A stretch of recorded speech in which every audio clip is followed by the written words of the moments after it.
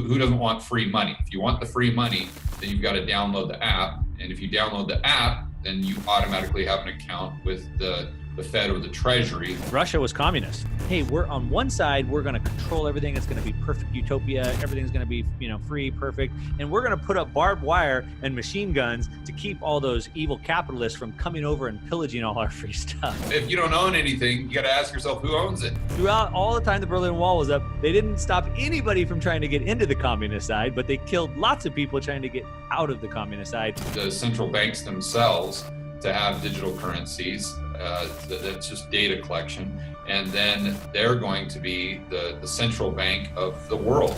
We had the IMF. The IMF was created under the Bretton Woods Agreement. And recently they came out calling for a Bretton Woods 2. Seems like they want to get all the world back together in currency. Hey everyone, welcome to another episode of the Market Disruptors Show. Today I am joined again by my good buddy George Gammon. And if you don't know George, well, I'm sure you probably do by now. He does these amazing whiteboard videos, digs super deep into the financial system, and it's always a pleasure to talk to him. So George, thanks for joining me today. Thanks for having me on, Mark. It's a pleasure to see you again. Yeah. So we've had a few conversations back and forth. I've been on your channel. You've been on my channel. We recently did a show with Robert Kiyosaki, which was amazing. We did that together, and we had a big meetup, which was super fun. That was pretty cool getting to talk to some people that follow us. It really was, wasn't it? That was such a neat experience. I wasn't expecting anything like that. And we were just expecting 4 or 5 people to show up at Topgolf. The next thing you know, we have 400 people RSVP. I'm still kind of blown away by that. Yeah, it was amazing, the response, and it was just so fun getting to talk to everybody and kind of get those individual perspectives, right? Yeah, totally. So you've been talking quite a bit about a couple topics that I want to dig in deep on too. And so I thought you might be the perfect person to talk to about these things that I want to talk about. So I want to talk today about the Fed. We both talk about the Fed quite a bit. I want to talk about Janet Yellen and maybe this merging of the Fed and the Treasury, what that means. I want to dig into that. I want to talk about the Great Reset, debt jubilees, central bank digital currencies, kind of stuff like that. And then we'll talk about ways that maybe we can kind of navigate that long volatility, I think you like to call it. So those are kind of some of the topics that we'll dig into. And for anybody that doesn't know George, I'm sure you probably do, just go check out his YouTube channel. He's been doing a lot, but I know you've been talking quite a bit about the TGA account, right? Yeah. The Treasury account. And it looks like with this move that the Fed, or I guess I should say Biden, announced Janet Yellen kind of moving into that Treasury role. Mm-hmm. I know you have some thoughts about that. What do you see with Janet Yellen taking that position with the Treasury role? How do you think that works with the Fed, or what are they trying to angle for there? Right. So for those of the people who don't know, Janet Yellen was a former Fed chair. Right. Just right before Powell. So you're taking someone that intimately knows the balance sheet of the Fed and putting them in charge of the balance sheet of the government. Okay, so what does that mean? Well, you look at MMT, what they tell you to do is one of their main philosophies is you've got to merge the government with the Fed or the central bank. They need to become one. So those 2 balance sheets need to become one balance sheet. So if you wanted to do that and execute on that MMT game plan, wouldn't you hire someone as Treasury Secretary that used to run the Fed? Yeah. Of course you would. Absolutely, of course. So I'm not saying that that's definitely their game plan. I don't know that Biden is that smart, but I do know that we're going to have MMT at some point in time. It's not really a matter of if, it's a matter of when. And if he does have some people behind him that are a little bit smarter, that want to get the Green New Deal going, or they want to do more stimulus, or they want to execute on this MMT game plan, they've hired the right person. And so I think that's kind of the direction that you're going. So you combine that with all the talk about the Banking for All Act, which means that all of us and businesses in the real economy now have an account with the Fed, just like the primary dealer banks. So what that means is the Fed, or now maybe the government, they're creating these bank reserves and they're just depositing it directly into our accounts at the Fed. And that we spend now these, we'll call them I don't want to call them crypto dollars because that implies a decentralized dollar. Right. But we spend these digital dollars, these Fed coins, these central bank digital currencies on our phone, and the Fed just kind of tops up our account that we have at the Fed with UBI every single month. And that's how I think they're going to incentivize everyone to have these accounts is, well, who doesn't want free money? If you want the free money, then you've got to download the app. And if you download the app, then you automatically have an account with the Fed or the Treasury, whatever they want to call it, when they end up merging it in the future. Yep. So then what happens is all the transactions are going through the government. And I think that they'll start to process all of these transactions in real time. At the beginning, they'll probably argue that they're doing this to make better decisions on things like interest rates, or how to further micromanage the economy through whatever crazy program they have going on at the time, whatever 4 or 5 letter acronym that you want to give it. The bottom line is they're just continuing to prop up asset bubbles. So however they're propping up asset bubbles at the time, they'll use the data collection and the crunching of that data by artificial intelligence to achieve those objectives, the stated objectives. Now, I think what will possibly happen in the future, and this is me just kind of trying to take a step back and see things through the eyes of a central planner. And you're talking about the Great Reset. So someone or a group like the World Economic Forum, if you go through their website and just read their blog posts and read what they're talking about, it becomes abundantly clear that what they want to achieve is this tops-down, centralized, planned global economy where there's no private property. Okay, well, right. So, okay, how do you get there? Well, let's go back to March. If in March the government or the Fed would have done nothing, what would have happened to asset prices? I think that's obvious. You don't have to be a rocket scientist. They probably would have gone down by a lot more than they went down during the GFC, which was about 50%. The main asset prices I'm referring to are housing and the stock market. So if housing and the stock market would have gone down, let's say by 50, 60, 70%, and let's remember that consumer debt, and more importantly, corporate debt, was at all-time highs. So the balance sheet of those corporations were far worse in March than they were back in 2008. Right. All right. Yeah. So you'd have a lot more bankruptcies, is my point. Yeah. So you've got this situation where we all have accounts with the Fed. You have all these bankruptcies. You have asset prices, stock market plummeting by 50%, and people's purchasing power going down significantly, because most people's purchasing power is in the form of either their house or their 401k or their job, right?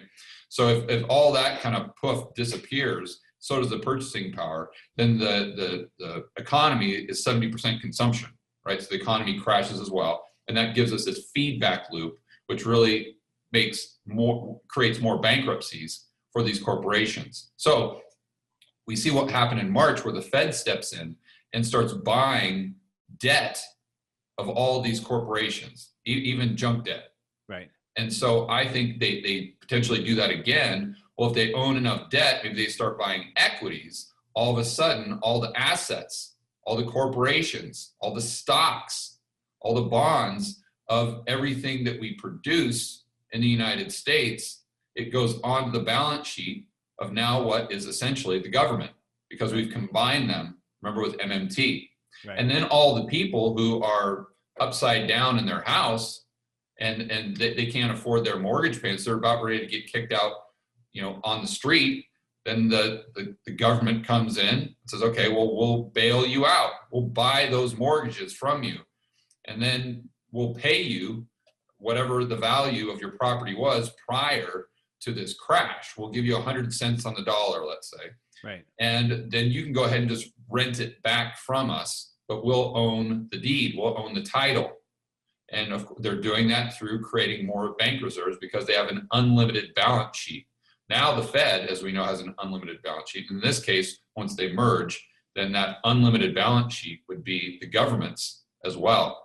Yeah. So just to summarize here, you start by merging the balance sheets through MMT. And then if you do have a crash, all of those assets, the Fed comes in and scoops up, or the government, it goes onto the balance sheet of the government. So now all of a sudden they own all of the majority of the assets. And I think the majority of the assets they want to own, if you read the World Economic Forum's website, is really, it's all about housing and automobiles. That's their main push, because they don't want people owning houses and they don't want people owning cars. And again, I know this sounds like tinfoil hat stuff, but I take them at their word. That's what it says. Don't take my word on it. Just go right to their website and read what they say and what their projections are for the future. So I think that all these things, it all makes sense. When you look at the Fed coin, you look at the Banking for All Act, you look at MMT, you look at their objectives. You see these videos and these blog posts where they say quite literally that you will own nothing and you will be happy. Right. And I read another blog post that it was funny. I used it for a video today. And I looked at the blog post on their website, but what was weird, when you Google something and you can see like the title or part of the title of the video, it didn't match up with the title of the actual blog post when I clicked on it. I thought, that was weird. So what I did is I Googled the portion of the title that I could see in the Google listing. And sure enough, the original article came up because they also posted it on Forbes.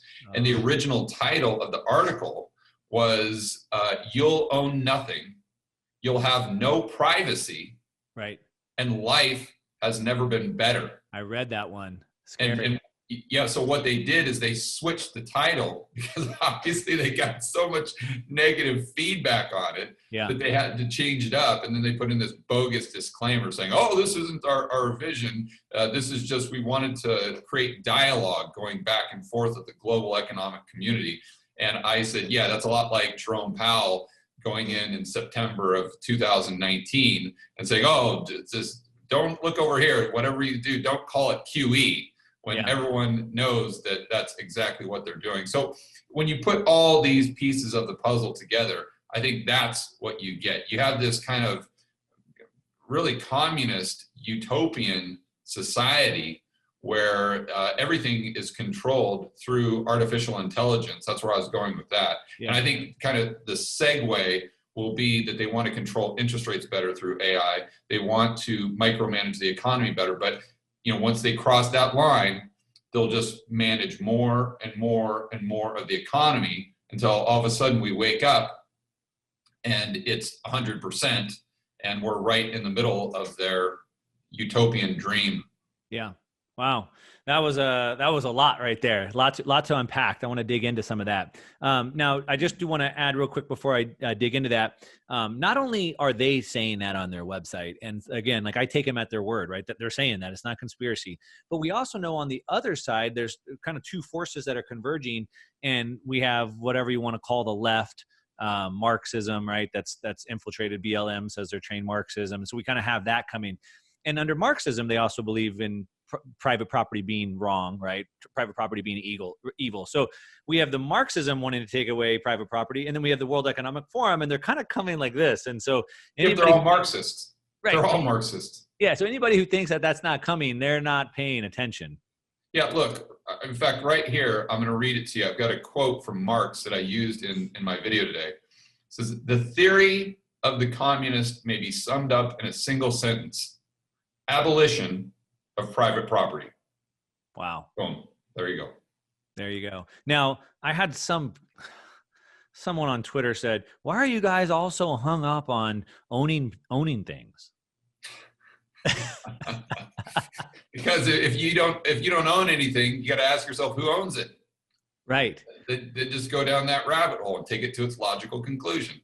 Yeah. And I mean, this goes into philosophical argument or debate or whatever conversation, but I mean, humans create, right? We're creators and we create things. And so we want to own those things that we create, and then we can control those things and we can use those things to create more things. And if you don't own anything, you're not going to create anything. And what kind of world are we in at that point?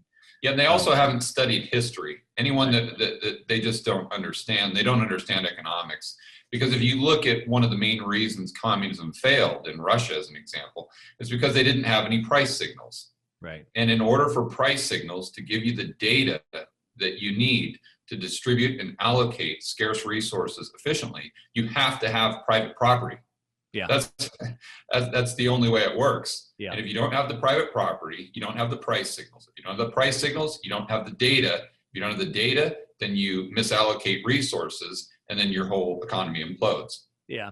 You know, we're roughly the same age. And so we kind of grew up in the same era. And, you know, Russia was communist, and we had the Berlin Wall. And I remember as a kid thinking, shoot, man, they kind of put that wall up overnight. What if I was at my friend's house and they put the wall up? I was stuck. And I remember that. But there's really been no better experiment done than the Berlin Wall, because they took the same country, the same work ethic, the same people, the same culture, same everything, and they put a wall up and they said, hey, we're on one side, we're going to control everything. It's going to be perfect utopia. Everything's going to be, you know, free, perfect. And we're going to put up barbed wire and machine guns to keep all those evil capitalists from coming over and pillaging all our free stuff, right? Well, throughout all the time the Berlin Wall was up, they didn't stop anybody from trying to get into the communist side, but they killed lots of people trying to get out of the communist side. And there's several stories that have been written about that. But if you look at what happened, it's just amazing how the controlled side, the communism side, and they just fell apart. Shortages on everything, as you said, right? The cars were old, the buildings were in shambles, and everything just fell apart. Yeah, and most people don't really think through what happened when they started to build the Berlin Wall. I don't know. I guess it's not even, most people aren't even cognizant of it. They don't give it any thought. But if you try to put yourself in East Germany around that time, it's not like the politicians came and said, hey, we got this great idea. We're going to build this wall. We're going to lock you in. We're never, ever going to let you out. And if you try to escape, we're going to shoot you with a machine gun. Right. And everyone said, oh, well, that sounds fantastic. Sign me up. No, of course not. The way it was sold to the people is though we're building this wall for your safety. This wall is going to keep you safe. Right. And they never said anything about not being able to leave or you can come and go. Whatever. We're just building this wall for your protection. So you think about all the things that have been sold to just average people throughout the world in the name of safety. And usually when you've got a politician saying that to you, it has nothing to do with your safety, and it has everything to do with their power. Yeah. And I think we should really be recognizing that today when we live in this world of lockdowns, where everything is being done for our safety. This is for your safety. That's for your safety. Is it or is it more about power? I'm not saying it is or isn't, but I'm saying that this is something that people should really be thinking through and understanding that whenever you're giving the government this type of power, usually they will use it against you. And you've got to do a thorough cost-benefit analysis. And most people, whether they're arguing for something I agree with or against it, they get hyper-focused on either the costs or the benefits, whichever fits into their narrative, right? And I think that people, especially now, really need to do a cost-benefit analysis. And like I said, they need to be very apprehensive about the amount of power they're giving the government, understanding that the government over the long run will most likely use that power to take away our personal liberties and our personal freedom. You know, one tweet that I sent out the other day that I think people should, I mean, it sounds a little funny, but I think we'd be far better off if we looked at the government the same way that they looked at Hannibal Lecter. Remember the Silence of the Lambs movies? Yeah. That they knew that using this guy had massive downside. Like you could really get in trouble trying to talk to this guy, right? Because he was bad news personified. And so you had a huge amount of downside risk But the risk of not using him was so great that you kind of have to do that cost benefit analysis. Yeah. So, but they didn't look at Hannibal Lecter as this panacea. Like if they had a problem deciding where they should go to lunch, they wouldn't go to Hannibal Lecter and say, hey, what do you think? Right. Because the next thing you know, you're eating each other's brain for lunch. Right. So they used him sparingly, only when they had to, only in a case of an absolute emergency where there were no other options. And I think if we looked at government the exact same way, our society would be far better off. Just look at those politicians as Hannibal Lecter, locked up in a straitjacket with that mask over his face, Yep. right? And understand that if you decide to go to government for some sort of solution, that you've got to be extremely leery. You've got to understand that you're doing a deal with the devil. Yep. And only go and use that, we'll call it a resource, if you have no other option, right? So if we go into a war, as an example, we get invaded, okay, fine, we use the government, we have no other option. But you don't go to the government when you need to figure out if you want to build a home or you want to build a building right here. No. That's not where you go to government. You don't go to a government to try to figure out if you need or if you want to wear a mask. Right. That's your decision. We get the government out of it. So that's my little rant there. Yeah, for sure. So like I said, I want to kind of dig into some of that stuff. I wanted to talk more about the Fed, but I think we're going to kind of skip past that a little bit and dig in a little bit deeper, kind of what you talked about there. So I look at it on two sides. So we have this World Economic Forum and what are called NGOs, right? Non-governmental organizations. So we have the World Trade Organization, the World Health Organization, the World Economic Forum. We have the UN. World Bank, IMF. And the IMF, okay? And so they're above the government, right? So they're above the president. And, we had the IMF. So the IMF was created under the Bretton Woods Agreement. Right. And recently they came out calling for a Bretton Woods 2 moment, which to me sounds like Bretton Woods 1 got the whole world together on one currency. So, and then after the ties to gold were severed, everyone kind of has their own currency and they're all devaluing against each other. But Bretton Woods 2 seems like they want to get all the world back together in one currency, and probably a CBDC, right? Central bank digital currency. So you have not even a central bank digital currency. They want it to be the digital SDR. A digital SDR, whatever you want to call it, a digital currency SDR. But so if you have these non-governmental NGOs, the World Economic Forum and the IMF that are above governments, how does the U.S. fall into that? So, or each individual country. So it seems like the World Economic Forum, and really it's like a takeover of the bankers, where the bankers want to own everything. But doesn't that usurp the U.S.? So you talked about the U.S. Extending money out, indebting companies even more, right?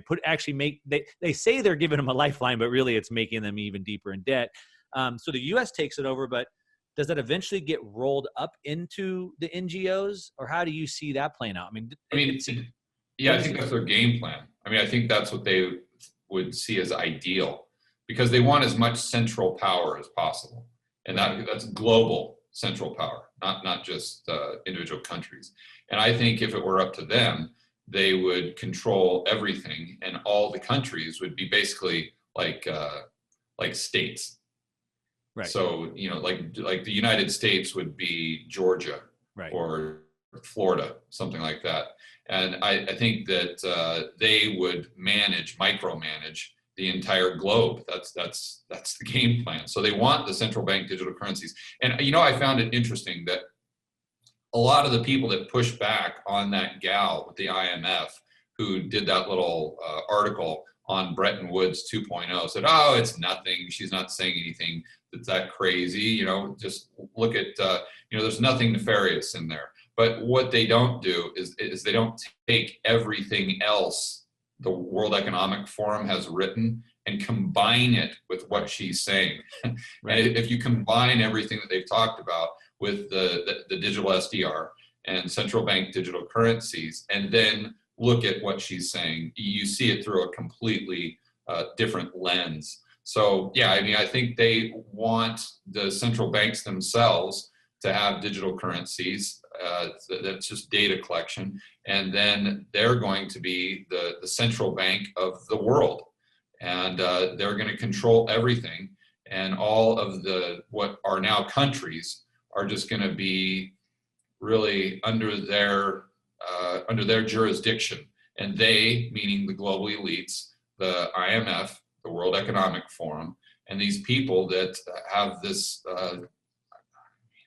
for lack of a better term, they have a God complex. Right. And they think that, I mean, if you look at Marx and understand his views on capitalism, you understand that he understood that there was a place for capitalism. He didn't see capitalism and Marxism or communism as competing against one another. He said he saw it as a transition.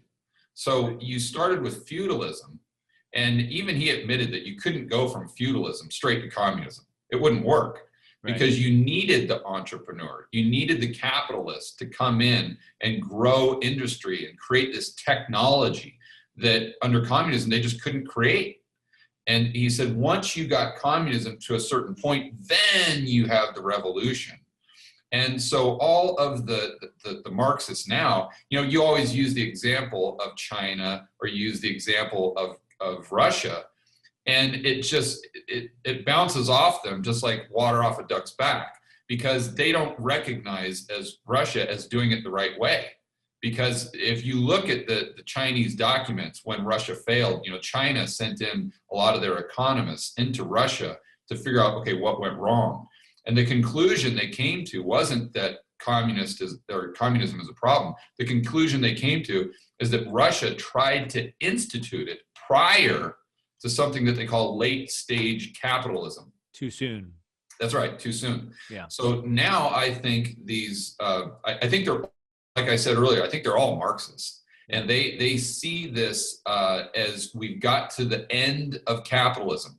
And if you look and read at the World Economic Forum, and mostly Klaus Schwab, who's kind of their head guy, he started it in 1971.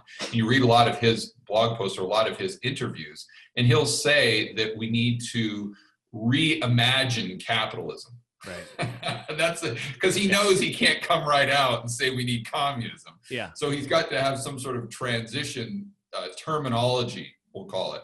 Yeah. So he says, we need to move away from neoliberalism, which sounds kind of like a bad word. Whenever you put neo in front of anything, Americans always think it's some sort of has to do with Hitler or something. But no, if you look at what neoliberalism is, you say, well, that's pretty darn good. That's exactly what I want. So he's saying we need to move away from this. We need to reimagine capitalism. Well, reimagining capitalism to him is just moving closer and closer to Marxism. Because again, I think he believes that we're at late stage capitalism where it can't continue on any further. And what they believe is that once capitalism hits a certain point, then it starts to feed on itself. And if you don't come in with a revolution, if you don't come in with a great reset, then then capitalism is going to destroy itself and take us right back to where we started with an economy that looks a lot more like feudalism. Yeah. And so in the mind of the market, so you see all these people out there, whether it's Antifa or I don't want to put thoughts in people's heads, but if you look at what they're saying, the majority of them, and the people who are rioting, you look at what they're saying at the World Economic Forum and all these institutes we just talked about, and it's just blatantly obvious that they see the world right now as being in this state of late stage capitalism. And if they don't start a revolution right now, we are all doomed. That's how they justify going out and using violence. That's how they justify all these things that normal people look at on TV and say, what are you doing? Like, what are you thinking? That's to them, it makes complete sense. And to them, it's just all the other people around them that aren't rioting, they're the people that don't get it. And they're the people that haven't studied history. Yeah. You see? And so, because a lot of what Marx talked about is coming to fruition in their eyes. right? See, the thing though, the thing is that they blame it on capitalism when actually it's a lack of free market capitalism. That's the problem. Right. So and let me be more specific here. So they'll see something like all these asset bubbles. And Marx said that in late stage capitalism, he never referred it to that specifically, I don't think, but he kind of alluded to this, and they kind of took the ball and created that phrase. So in this stage, what happens is the capitalists can't squeeze any more profit out of their workers. And so what the Marxists would say now is they'd say, look at a chart of productivity and look at a chart of real wage gains. You'll see that it's flat while productivity is going up. They would use that as an example of what's happening. The worker is getting squeezed more and more and more and more by the corporation to extract profits. But the corporations do that to a point where they can't go any further because the workers don't have jobs. Therefore, the demand side of the equation starts to crumble. So then the capitalists say, okay, well, the only thing that we can do now, because we've squeezed all the blood out of the turnip that is the worker, is we have to take that and go into and buy assets. So that's what creates this boom bust cycle in their minds. Right. I'm just using their words. I'm not saying that. Right. When you or I would look at it and say, what are you talking about? That's not what's creating the boom bust cycle. The boom bust cycle is created by the Fed. Right. Coming in and dropping interest rates artificially low. And they would argue, no, but that's capitalism, because the definition of capitalism is basically private property. And the Fed, as you would admit, is owned by the banks. Therefore, it's private property. Therefore, the Fed is capitalism. Right. The Fed is the definition of capitalism, and the Fed is coming in and bailing out all the other capitalists.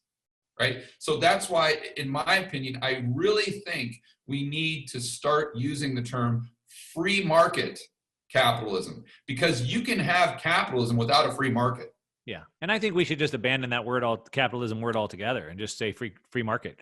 No, because you can have socialism with a free market.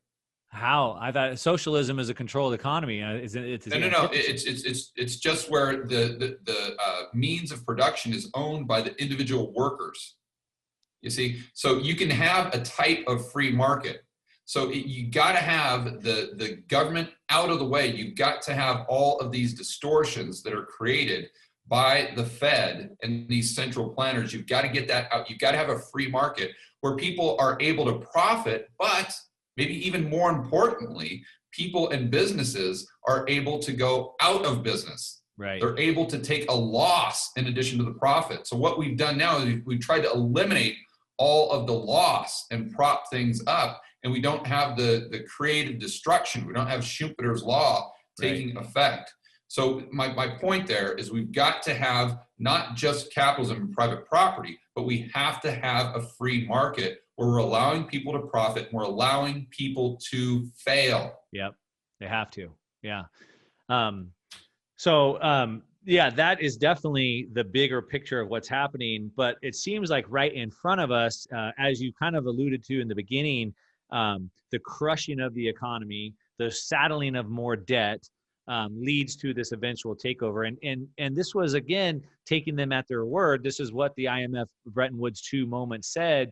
I forget what her name was, Katerina, maybe it was. But she said that the pandemic has caused, I think, a 5% drop in GDP. About $15 trillion has been sucked out of the economy.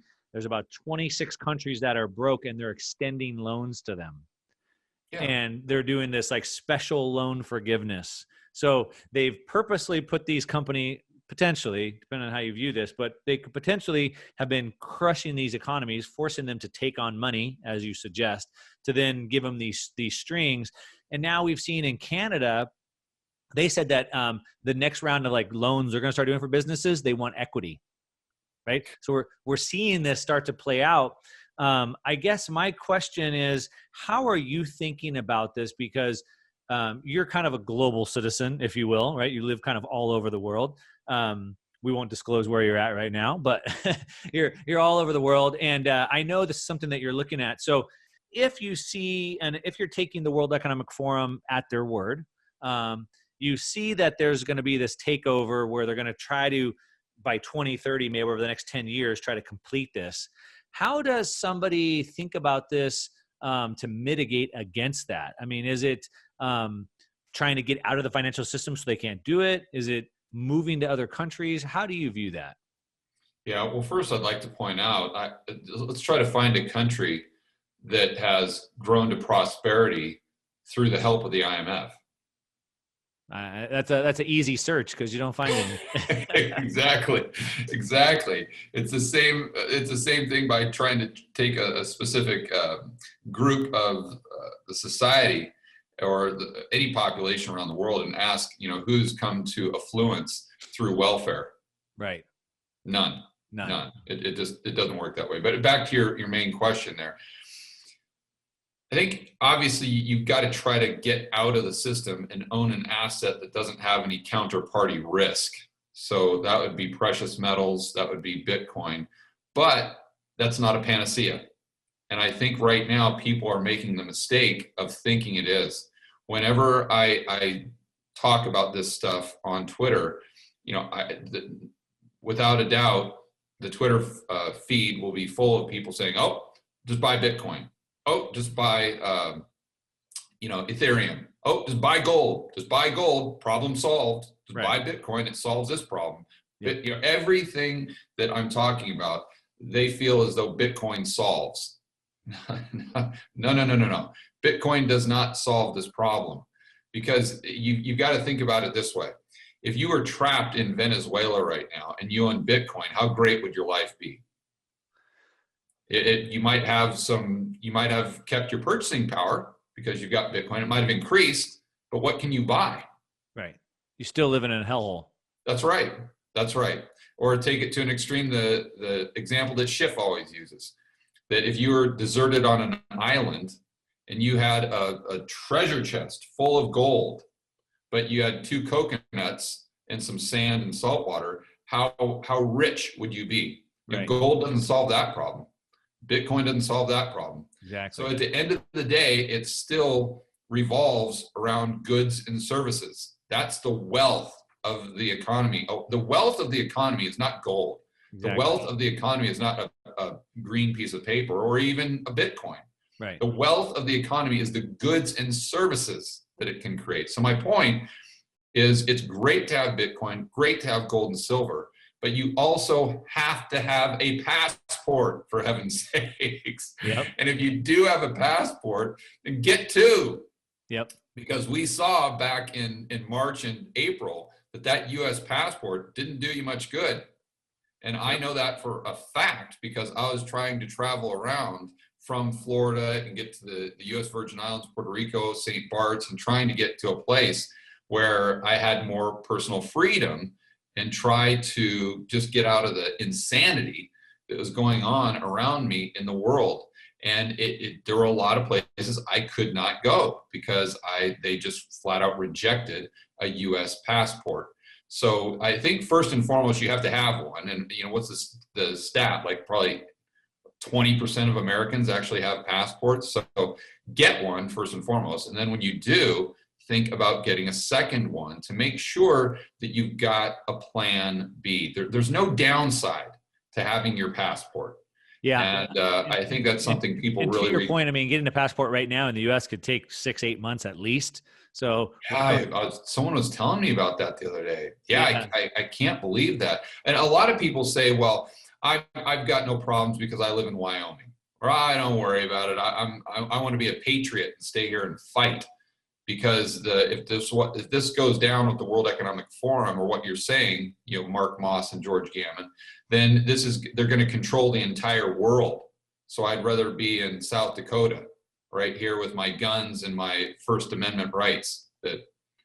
Okay, I don't know how much of those rights you still have, but my point is, I don't think this is a global thing, and this is the good news. So everything that I've been talking about is some crazy stuff, but I think I don't know if it's a silver lining is the right word, but I think the good news is there are a lot of countries in the world today where this agenda that they've outlined just would not go over. Yeah. And it's antithetical to the success of their economy. So one of their big pushes is with green energy. And I'm not saying that's good or bad, but this is one of their pushes. So you have to look at countries who would not benefit from that. So let's say Saudi Arabia, or let's say even Colombia, something like that. They would not benefit from that at all. That would be bad for their economy. So they're going to be more likely to really push against this World Economic Forum, just simply tell them to pound sand. Right. And, IMF, you can have whatever money you want. We're not going to play your game. Another thing, too, when you look at digital currencies, it's very easy for Americans to accept that as being part of the future. It makes a lot of sense, especially in Europe or Japan or many places in Asia, because we really don't use dollar bills that often. But places like Colombia and Ecuador, 90% of the transactions are in cash. There's places that you go into the really nice areas of town where if you go in there with a credit card, no. Yeah. That's not going to fly. You got to have cash. So wherever you go, just to be safe, you always got to have cash on you. And then once you get to the outskirts of town, how many people even have a bank account? I'd say, I've been there, I've lived there, I've spent a lot of time, not only in Colombia, but over 40 countries in the world. And just right there in Medellin, once you get to the outskirts, I'll bet you 80% of those people do not have bank accounts. They do not have them. So how on earth are you going to ban cash in a place like that? How are you going to go to a central bank digital currency? In India, they just made the 500 rupee notes and 100 rupee notes just illegal. Like you have 60, 90 days to turn them in and they're illegal. So it can happen, but I do understand what you're saying. It's going to take a much longer time to go to everyone having an account with the central bank and banning cash in a place in a developed economy than it would in a more developed Western economy like the United States, Japan, Europe, something like that. So my point is you've got to look around the world and say, okay, number one, where are they going to push against this? And where is it probably not going to fly? And then what areas would it be almost impossible right now to roll out this type of plan? And maybe that's somewhere where you want to spend a little bit more time, or at least maybe those areas are places where you might want to put some of your portfolio to hedge against currency and political risk. Yeah. And then I also think about some of the Eastern European countries that are recently out of socialism and communism. 100%. They're not going to be eager to go back into it either. Yep. So then you have those kinds of countries. And then also, if you look at the World Economic Plan, they're imagining this fair distribution. And really what they want to do is knock down the big players, right? So instead of bringing everybody up, they just bring the U.S. down. So then you can understand that the U.S. is going to be adversely affected where other countries might be minimally, if not even at all affected because of them trying to kind of redistribute. So you have that as well. So I'm definitely agreeing with you on the Plan B passport thing. As a matter of fact, I'm working on a set for my family right now that hopefully we'll have in place before the end of the year, just to have that backup. So yeah, and it's also a moving target, Mark. I think I have an easier way of getting my head around this type of lifestyle. But so many people that I talk to, I'll mention Puerto Rico, I'll mention Eastern Europe, to your point, and they'll give a laundry list as to, well, what if this happens? Well, what if this happens? What if this happens? And it's weird that for some reason, Americans especially have this thing they've been brainwashed, or they have this idea that if I go to XYZ country, I can never leave. Right. I'm there, and I'm there for the rest of my life. Just that's the decision I've made, and I'm here. Right. No. If you go somewhere and you don't like it, go somewhere else. Right. It's a moving target, for heaven's sake. Yeah. You're not a vegetable. You're not a tree. Yeah. And I don't understand. And a lot of people, and it seems kind of silly to say it, but if you go through Twitter, if you go through the comments of my YouTube videos, I'm sure you get this all the time as well. that you see people have this mindset for some reason, and it's bizarre to me. And I think they would be better off if they just kind of opened their eyes and said, well, wait a minute, if I like XYZ country right now and I go there for a year or two and they start doing stupid stuff, well, then I'll move and I'll go somewhere where I think I'm going to be treated better. Yeah, well, 2 points to that. First off, all this is hypothetical right now, right? So it is a moving target. We kind of have to wait and see, and then we need to be able to move and react. So we don't know, and it's an evolving situation. But the other thing, I've traveled a lot. You've traveled even more than me, and I think you'll probably agree that when you travel the world, it seems like everybody's traveling but Americans. Like Americans don't travel a lot. I think you just said like Americans have like 20% of Americans have passports even. So other countries, they seem to move around a lot. They kind of have that free attitude where US people don't. And so there is that mind shift to kind of get over there. I'm curious. So you have the passports and that gives you options. And that's one reason why I tell people we focus on money, not to just accumulate and stack it. It's so we can have options. Yep. And so we can buy passports. I'm working on that. It's not cheap. I'm like, should I buy 2 more duplexes cash or should I buy passports? Like, dang, I'd rather buy a couple more duplexes, but I don't know if I want to spend that money on passports, but I think I'm going to need it. So I'm going to do that. But then that brings me to my next question, which I'm curious how you think about this. We're both real estate investors. How do you look at leaving all your real estate in one country, the United States particularly? Not really worried about that. I mean, still established. I know you established real estate in other countries as well. So you're just kind of diversifying that risk. Yeah, I think you got to diversify because we don't know what's going to happen. Everything that we're talking about is just, it's not a certainty. It's just, there's probabilities. And you and I can go through and dig into the data and do the research, and we can try to connect the dots for people, and we can try to put the pieces of the puzzle together.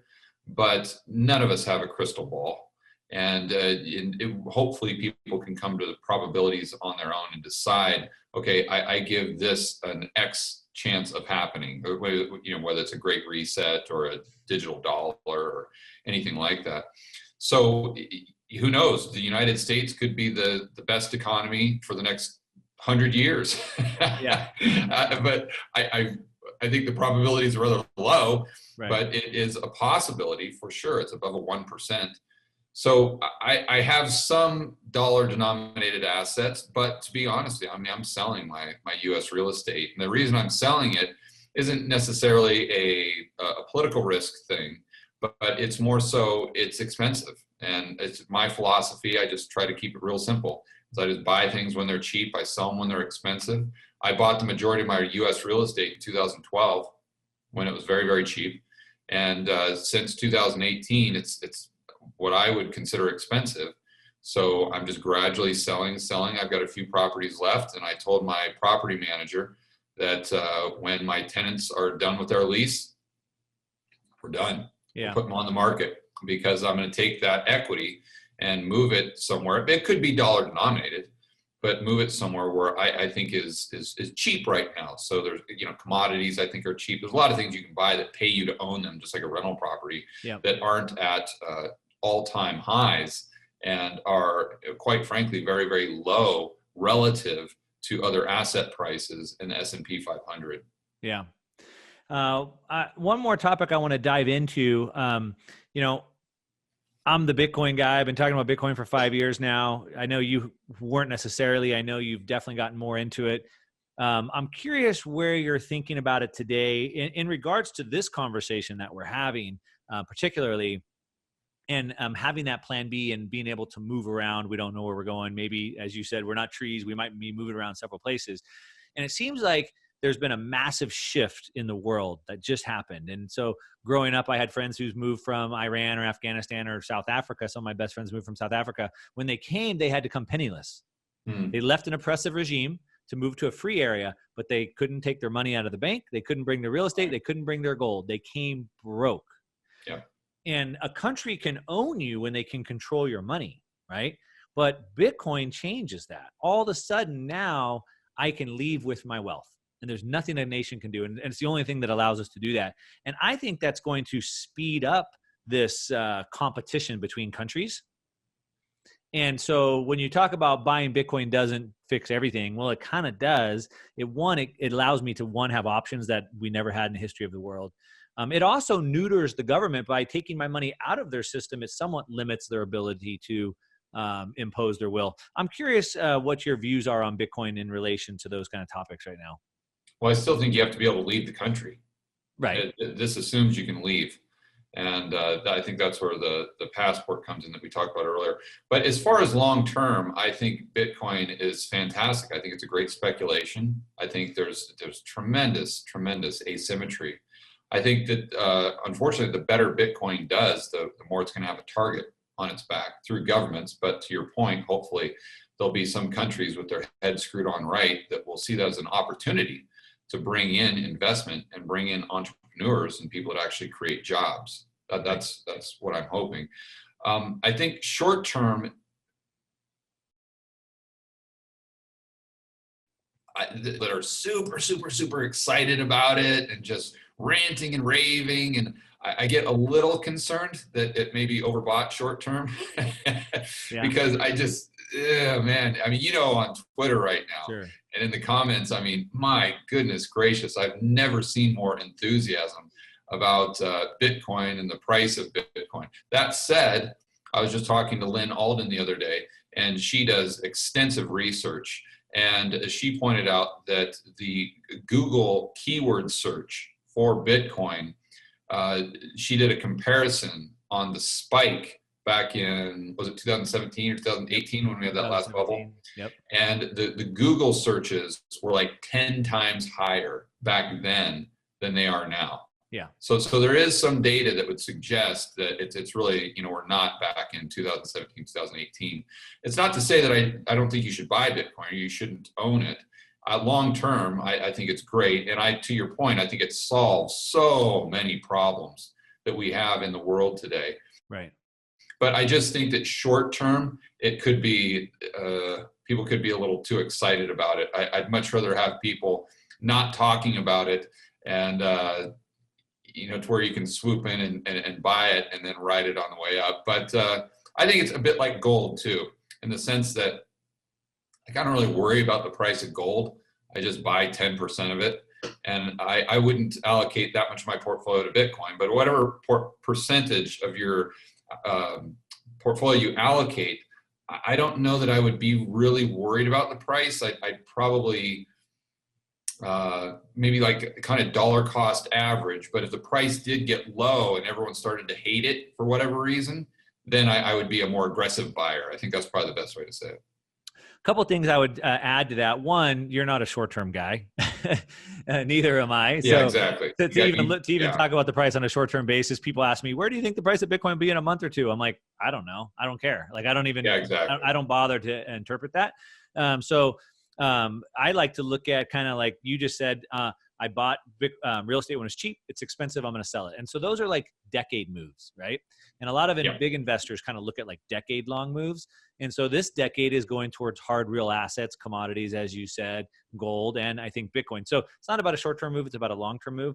But from a political standpoint, talking about kind of the Great Reset, like I said, it's what gives me hope because we can now have that ability to move around, And so that's what I see as being the genius of this new technology that we have, is it allows us to fight back against this globalization push because it allows us to move with our wealth. And we can accumulate gold, but I can't leave the country with my gold.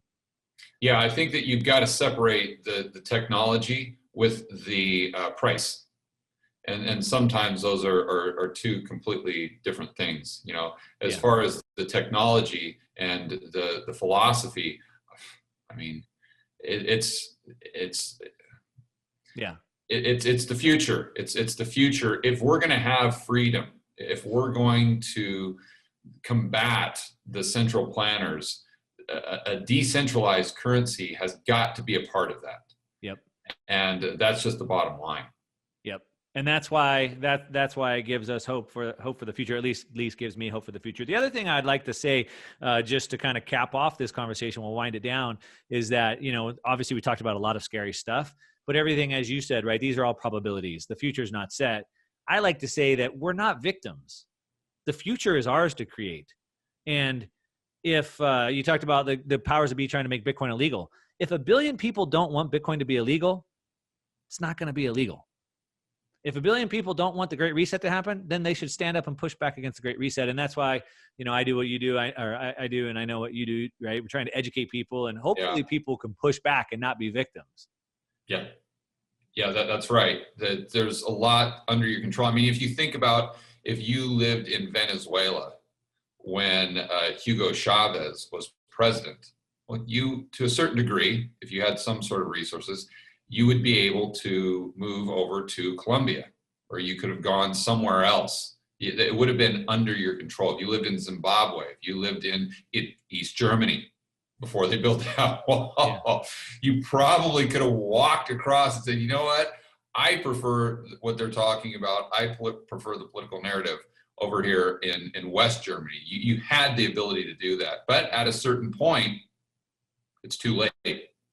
Right. So I think it goes back to what you're saying, that we need to get this message out. We need to make people aware of what's going on around them, so they're not the frog boiling in the pot to where they wake up one morning and all of a sudden it's too late because the wall has been built around them. Yeah, exactly. Well, that's a great way to end it, George. Always a pleasure talking to you. I know we had some plans to maybe try to organize another meetup, but it looks like the great governor in California has put an end to that. I know. So everybody stay tuned, and we'll try to put something together later. Of course, I'll link to your YouTube channel and your Twitter account that's pretty active today. Anything else you want to draw attention to that people should know about? No, I think that's it. I really apologize. I really appreciate you having me on the show, and I always enjoy the opportunity to chat, for sure. All right, George. Thanks so much. We'll talk soon. All right.